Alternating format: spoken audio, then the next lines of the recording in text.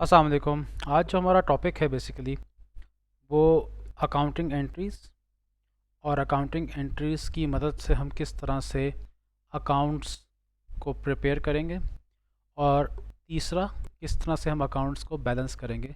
इस बारे में जो है वो आज मैं डिस्कशन कर रहा हूँ। हमारे पास एक क्वेश्चन है। इस क्वेश्चन में हमारे पास टोटल 11 ट्रांजैक्शंस हैं, और जैसा कि आप देख सकते हैं कि ये क्वेश्चन का पूरा सोल्यूशन जो है वो प्रिपेयर्ड है। मैं साथ साथ जो है वो उसको सॉल्व नहीं कर रहा। उसकी वजह ये है कि उससे मेरा टाइम बहुत ज़्यादा लग जाएगा। तो मेरा यहाँ पर पर्पज़ ये कि जो ट्रांजैक्शंस रिकॉर्ड हुई हुई हैं और जो सारा सोल्यूशन है उसके ऊपर मैं एक्सप्लेनेशन करूँ।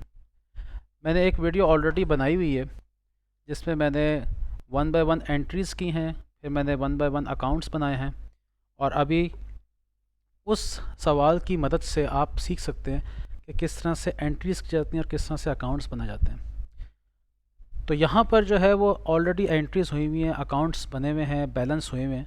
तो यहाँ पर मैं आपको एक डिटेल एक्सप्लेनेशन दूंगा इस पूरे क्वेश्चन की, एंड आई होप सो कि आपको ये बात समझ में आएगी।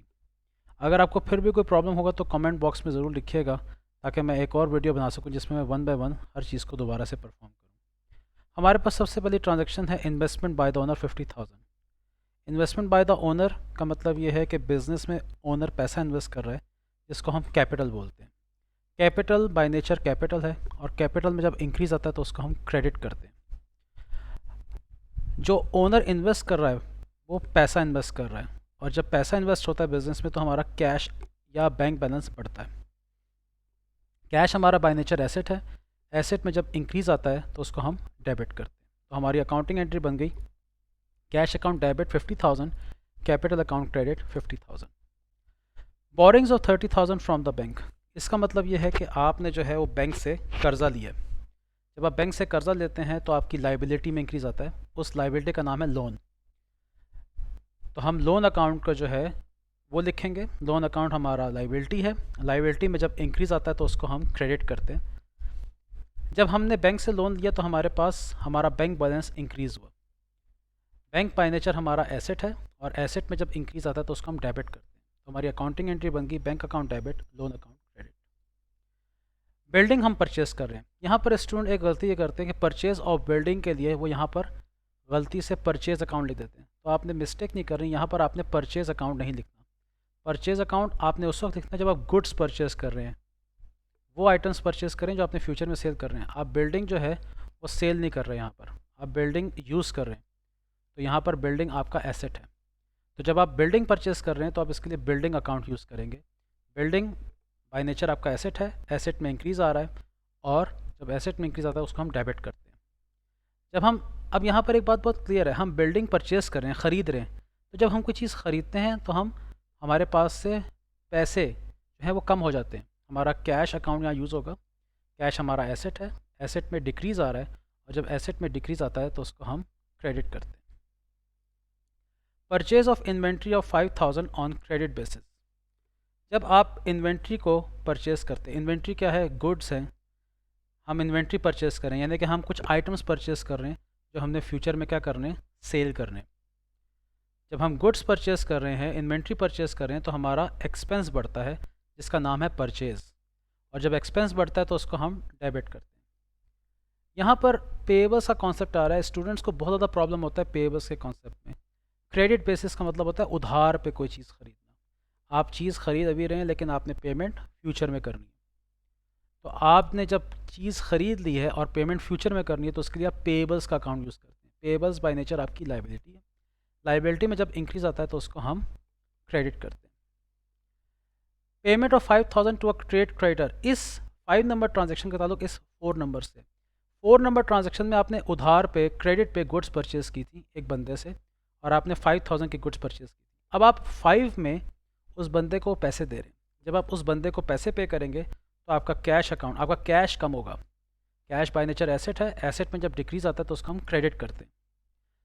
अब जब आपने उस बंदे को पैसे दे दिए जिससे आपने उधार पे गुड्स खरीदी थी, तो आपकी लाइबिलिटी भी ख़त्म हो जाएगी, और लाइबिलिटी में जब डिक्रीज़ आता है तो उसको हम डेबिट करते हैं। 6 नंबर ट्रांजेक्शन में आप 3,000 की गुड्स को 5,000 का सेल कर रहे हैं।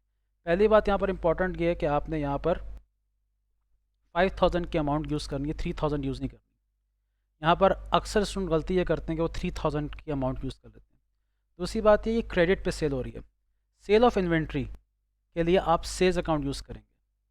सेल्स बाय नेचर इनकम है, इनकम में इंक्रीज़ आ रहा है, और जब इनकम में इंक्रीज़ आता है तो उसको हम क्रेडिट करते हैं। रिसीवेबल्स बाय नेचर आपका एसेट है, एसेट में जब इंक्रीज़ आता है तो उसको हम डेबिट करते हैं।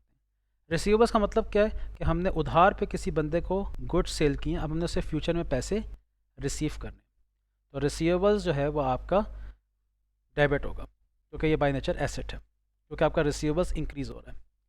अब ट्रांजैक्शन नंबर 6 और 7 का ताल्लुक है। आपने 6 में उधार पे सेल की थी और आपने पैसे लेने थे। अब आप 7 नंबर ट्रांजैक्शन में उसी बंदे से पैसे ले रहे हैं। जब आप उस बंदे से पैसे ले रहे हैं जिसको आपने उधार पे गुड्स सेल की थी, तो आपके पास कैश इनफ्लो होगा। कैश बाय नेचर आपका एसेट है, एसेट में जब इंक्रीज़ आता है तो उसको हम डेबिट करते हैं। और अब चूंकि उस बंदे ने आपको पैसे दे दिए, आपके क्रेडिट कस्टमर हैं, रिसीवेबल्स को हम क्रेडिट कस्टमर भी बोलते हैं, ठीक है। यहाँ पर मैं एक बात और बताना भूल गया, trade creditor means credit supplier, या आप कह सकते हैं पेएबल्स। इस तरह ट्रेड डेटर मींस रिसीवेबल्स या credit customer.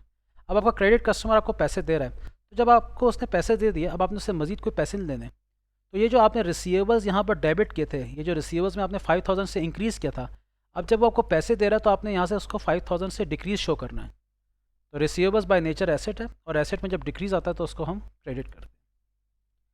Drawings of 2000 bye the owner, owner जो है वो ड्राइंग्स कर रहा है। यहाँ पर ड्राइंग्स का जो मतलब है वो ये है कि ओनर अपने पर्सनल यूज़ के लिए, यहाँ वर्ड नहीं लिखा हुआ कि ओनर अपने पर्सनल यूज़ के लिए $2000 जो है बिज़नेस में से विड्रॉ कर रहा है, लेकिन इस सेंटेंस की सेंस ये बनती है, drawings of 2000 bye the owner का मतलब ये कि ओनर ने अपने पर्सनल यूज़ के लिए बिज़नेस में से $2000 विड्रॉ किए।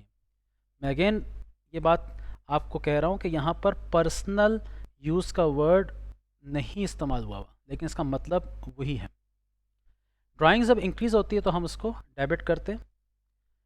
हम क्या ड्राइंग्स कर रहे हैं, हम कैश विड्रॉ कर रहे हैं, हमारे बिजनेस का कैश कम हो रहा है, तो कैश बाय नेचर एसेट है, और एसेट जो है जब डिक्रीज़ होता है तो उसको हम क्रेडिट करते हैं।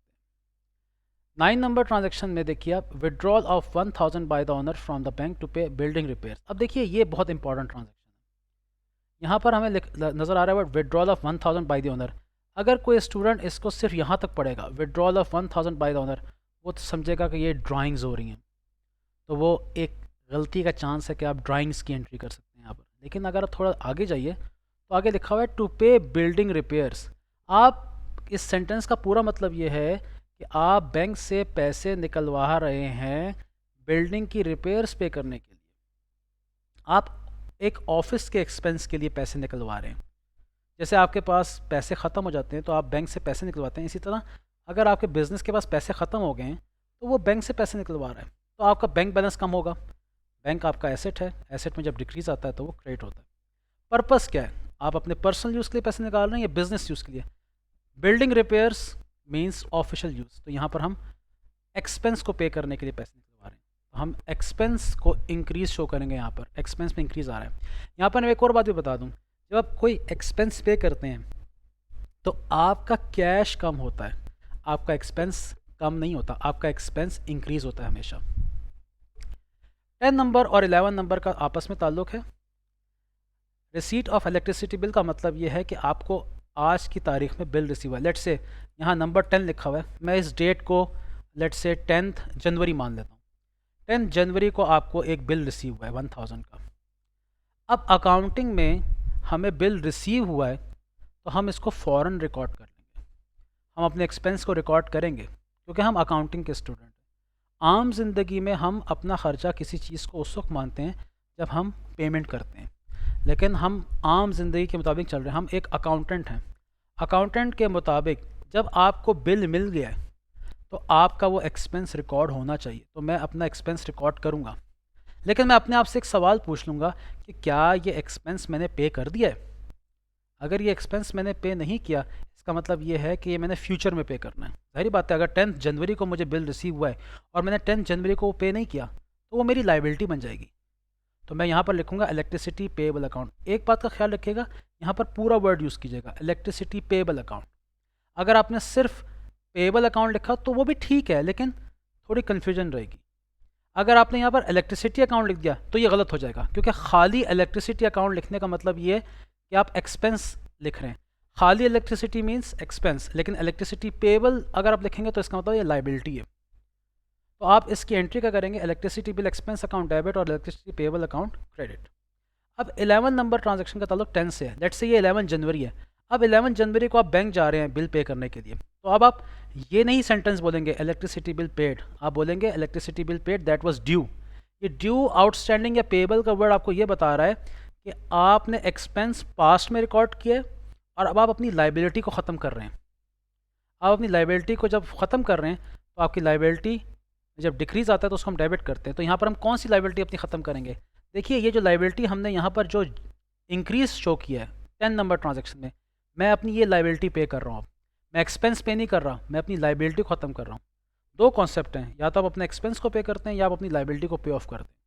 तो आप अपनी लाइबिलिटी को पे ऑफ कर रहे हैं, तो आप इलेक्ट्रिसिटी पेएबल अकाउंट को डेबिट करेंगे और कैश अकाउंट को क्रेडिट करेंगे।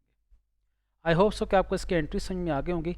अब जो मैं नेक्स्ट एक वीडियो बनाऊँगा उसमें मैं आपको इसके अकाउंट्स बनाना जो है वो सिखाऊँगा। Thank you so much and अल्लाह हाफिज़।